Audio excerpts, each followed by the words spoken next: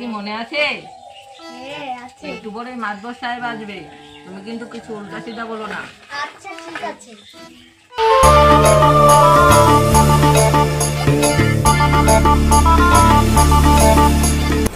সুমন কি বাড়িতে আছে? হ্যাঁ, এই দিয়া জমিদার সাহেব আসছে, বসতে দাও কি আমি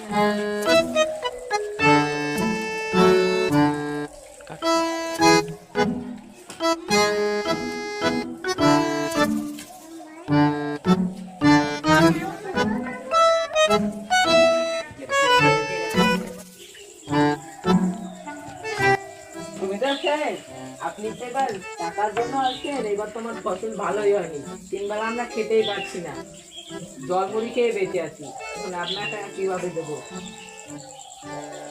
আমার টাকাটা মাফ করে দেন জমিদার সাহেব, এবার আমার টাকাটা মাফ করে দেন। এখন তুমি মিছা কথা কইছো কেন? আমরা তো 3 বেলা ভালো মন্দই খাই। সুমন, এই মাত্র তোর বউ বললো তোরা না 3 বেলা ভালো মন্দ খাচ্ছিস। না জমিদার সাহেব, আমরা সেই দশমীর সময় ধার দেনা করে মাংস খেয়েছিলাম, মাছ মাংস।